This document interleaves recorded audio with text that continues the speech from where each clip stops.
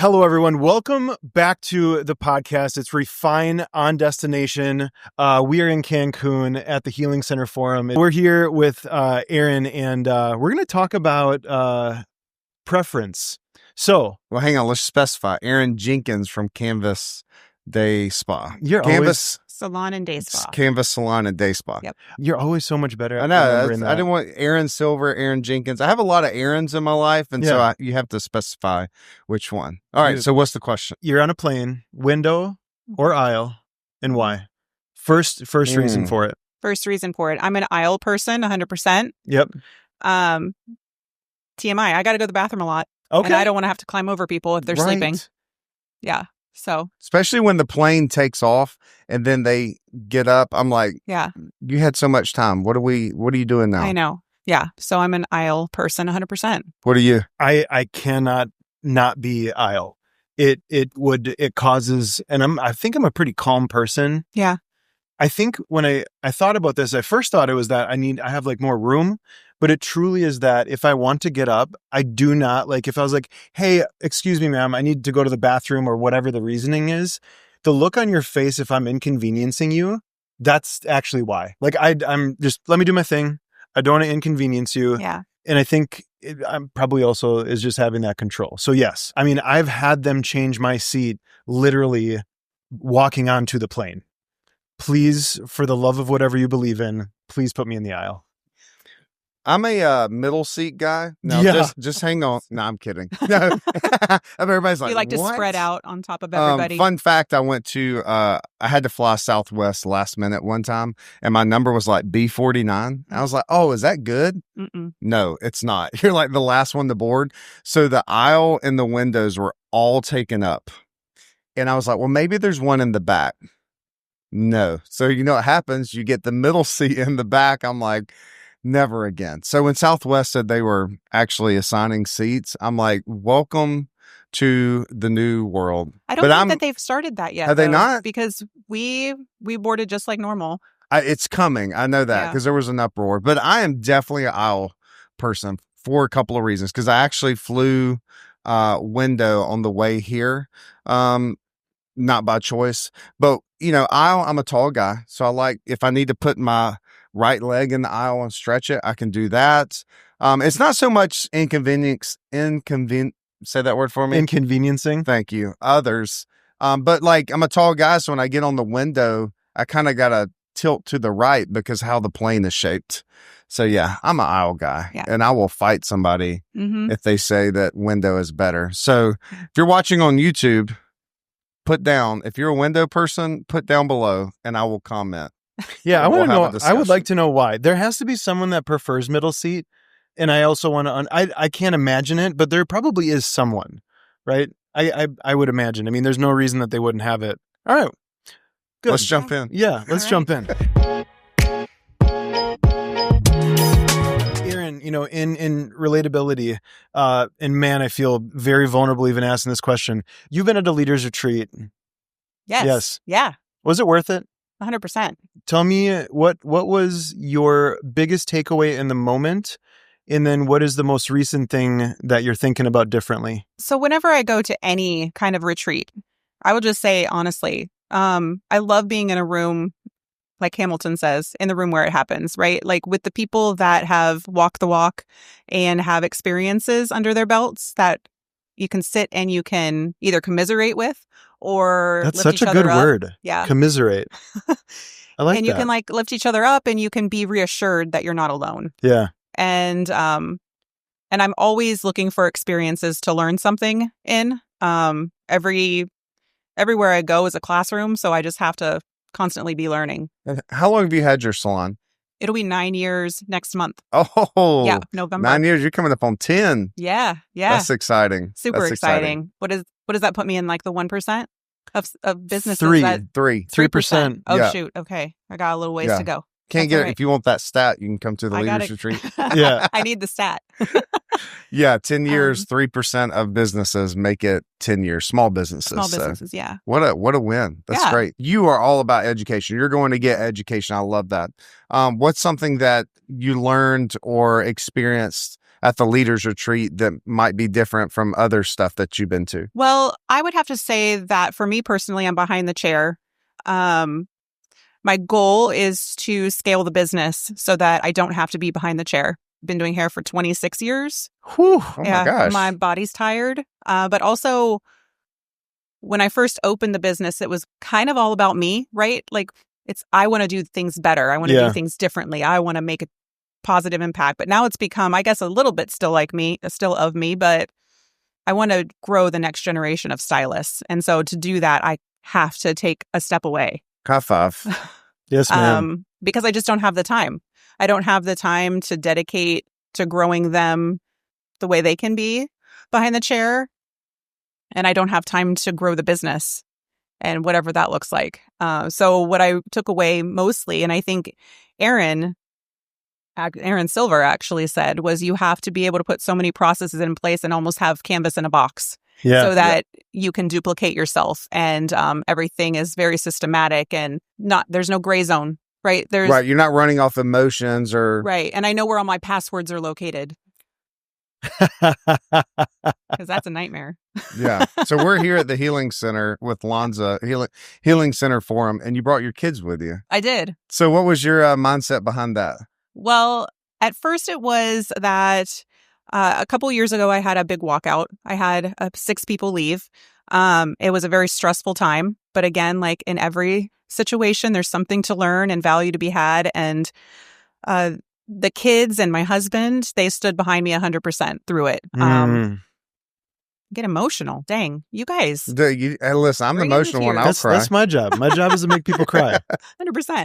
But they were literally the backbone when I didn't have one. Yeah. And lifted me up when I needed them the most. And I know probably neither one of them want to come into the industry themselves. They have their own path and journey, which is fantastic. But I wanted them to see why I do what I do. And so cool. And the people that fuel behind that. Lanza has been such a great business to work with for the past 8 years. Great humans. And they fit my vibe. That's like who I emulate to be. Yeah. And I wanted my kids to be surrounded by that kind of a culture and feeling so that they can see whatever industry they go into, like surround yourself with people who are like-minded and share your vision and values. Yeah, I love that. Like we always say, and we tell our staff, like we want your kids and your spouses to love that you work in our company. Right. Mm-hmm. Because I was working at an organization before the salon. I was like, if I keep doing this, I don't think my kids are going to love that I work at this place. Yeah. You know? And so that's a lot of pressure, not only as a leader, but on the parent as well. Because it's hard as a salon owner to just, you don't turn it off. It's always on. You just got to manage that time on. You said something, Erin, and I'd like to dive into a little bit. So when we talk about like having a walkout, Mm-hmm. right? Sounds like you've had a couple of them throughout the years. Yes. So what does it teach you in the way that you look at them now versus in the beginning? How do you look at them now when that happens? I think I look at it as how I show up. Sure. In the moment, obviously it's hurtful and you go through a array of different emotions that can be so blaming towards the individuals themselves. But really you have to turn it around, shift your mindset, and like, can I grow and change from who I was when I was leading those people to how I can lead my team more efficiently and effectively, and build a better culture this time around. So I would say that I think I don't want to say that you should go through it, but I think people need to experience well, if you own it. a salon, you're gonna go through it. Experience naturally. It's not if, 100%. it's when. Yeah. Right? Yeah. But I'm grateful that of the values or the lessons that it taught me along the way. As a leader, let's say that we were going to, equip the humans that are paying us with their attention right now. If you had to say, these are the 3 things that I would do if it happened. If you got a DM right now, I'm not trying to trigger you. If you got a DM right now, what are the 3 things that you're going to do right now? A couple people are leaving the company. If someone were to ask me, that's a good question. If someone were leaving the company or if someone was going through this. Yep. So like right now, let's act like you just get a DM on your phone. 3 people just resigned. Okay. What are the 3 things you're going to do for yourself right now? The 3 things I would do for myself right now would, number 1, sit in that and be quiet. Okay. And think about why they're leaving, because it could be a myriad of different reasons, right? Right. But I would say sit and listen to the team around me and communicate. Because if you don't communicate with your team while you're going through this, then there's just a lot of anxiety that can be created through that moment. Sure. So I think that would be... Yeah. Is that a good answer? I think that's a great answer for putting her on the spot. Cry. Yeah. Cry a little bit, maybe. Yeah. Feel your feels. Feel your feelings. Yeah. Yeah. You know, the wild thing is, you know, it's you get into this business, I think, and at the position of owning and running and leading a company, right? And you said it so well, Evan. It's not if, it's truly when, right?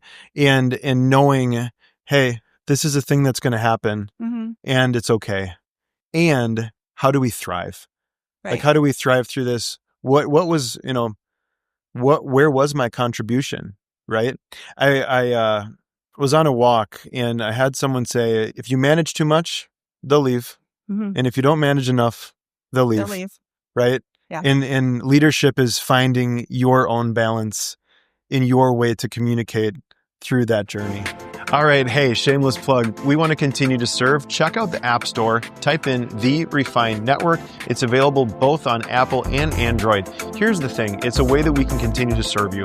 All of our podcasts, all of our digital resources, and our community is there. Here's the thing. We believe that we're better together. Back to the episode. Now I'm going to completely pivot to the other side of it. Okay.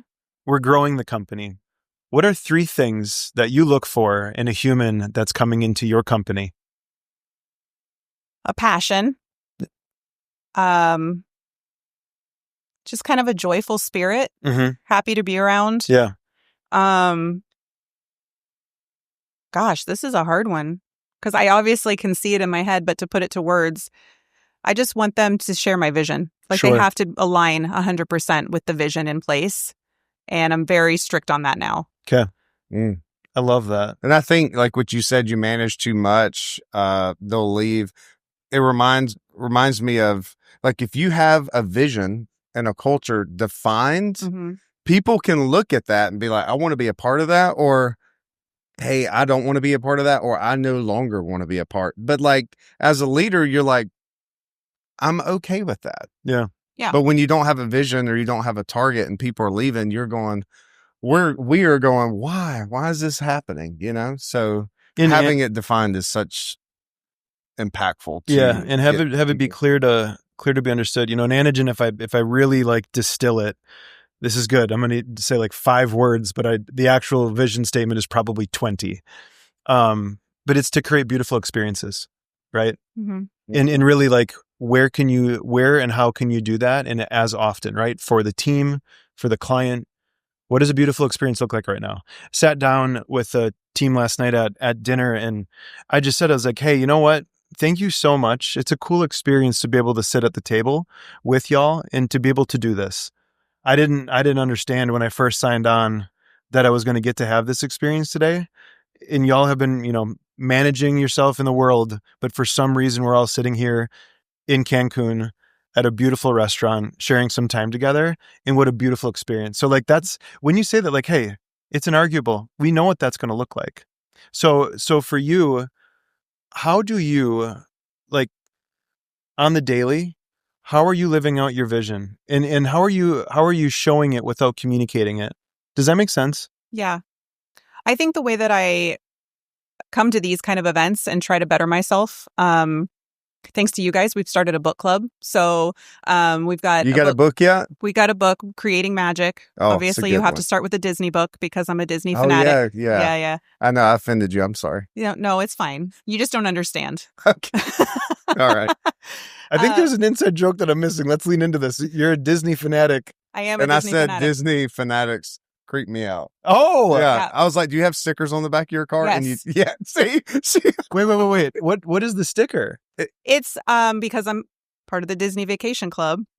We get stickers in the shout mail. out. A humble shout out. I'm only there for the stickers that they send me in the mail, but it's just like all of the theme parks. You know, you've got the Epcot ball, and you've got the Tower of Terror, and you've got the castle, and you've got the Tree of Life. Yeah.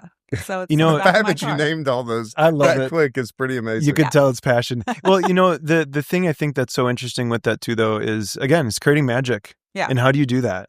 Yeah. What a wild opportunity that we have in this industry. There's not a lot of people that's like, hey, can you create magic within your role? Mm-hmm. Nope.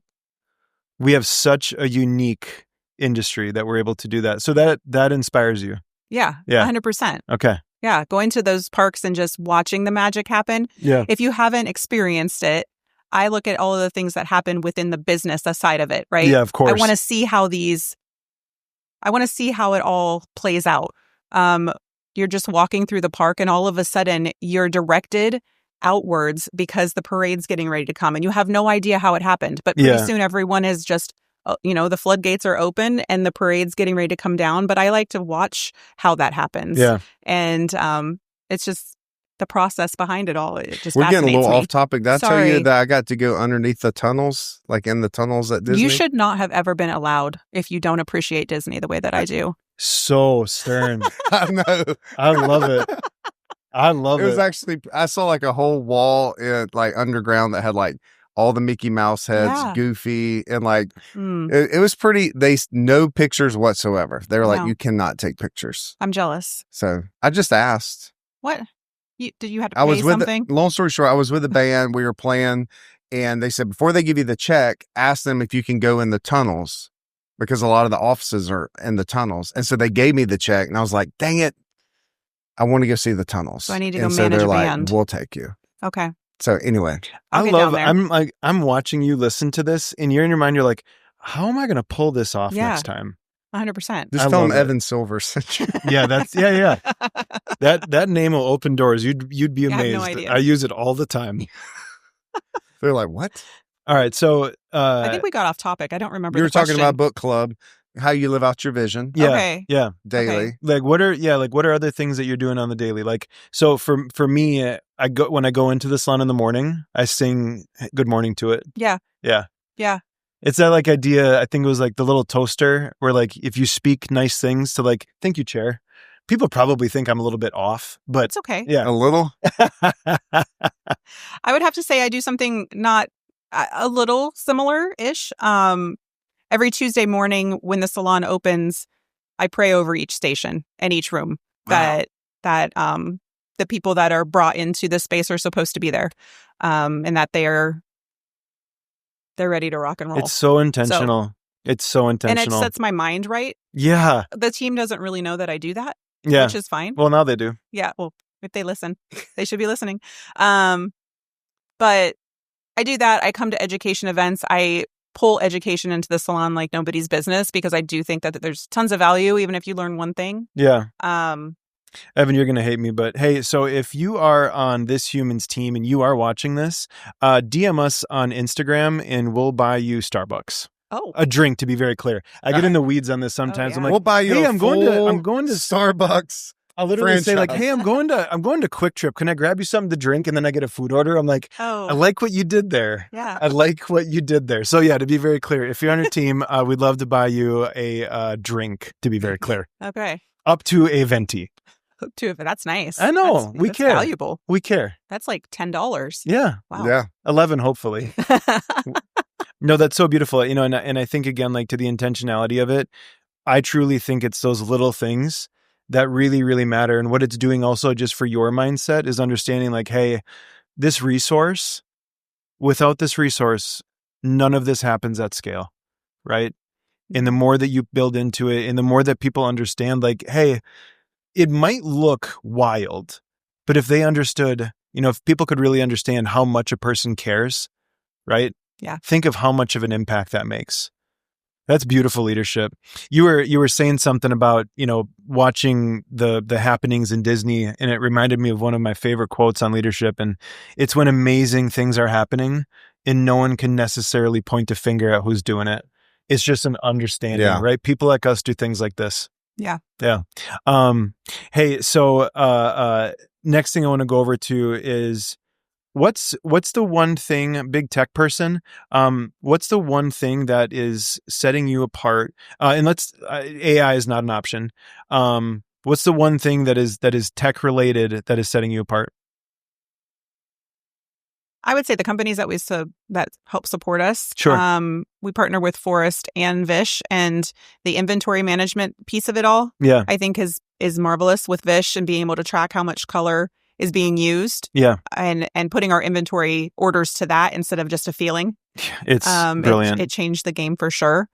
And going to your retreat, it opened my eyes that we maybe aren't using both of those companies to their the full fullest capacity. Yeah. So that, I think you asked too, what is the thing that you took away the most that you can apply quickly, and that would be to that we went ahead and we had a meeting with Vish, we had a meeting with Forest right away when we got back to see how we can implement things a little bit more streamlined and really use it to its fullest potential. Brilliant. Yeah. Hey, well, it's the clouds are parting. We're going to get you off to the beach, but thank you so much for sharing some time with us. Yeah. It's always, really, really magical when we get to sit down with someone that's been to a retreat and just to be able to talk through kind of, what that experience is like and what was your ROI, right? Mm-hmm. So thank you for being the human that you are. And also I'm going to acknowledge you. Thanks. I do refined push-ups all of the time. Yeah. And I believe that you are the only person that has jumped down on the ground and started doing push-ups with me. I'm trying to rack my brain, but I don't think it's ever happened. So thank you for having that happen today. You're welcome. Thanks for challenging me. Yeah. I got in 50. All right. Hey, close us out, sir.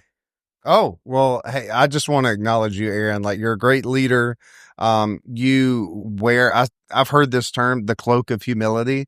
And like when somebody puts that on, it's just so beautiful. And I love that you have that humility. It's not about you. It's about others. It's very, very rare. So you're a great, great leader. And sometimes, no, most of the time, salon owners and any business leaders don't get to hear that much. So we want to tell you, you're a great leader. Thanks for what you do. And as always, thanks for listening to the Refined Network podcast. We're grateful that you took time to listen to this, to watch this on YouTube or on our app.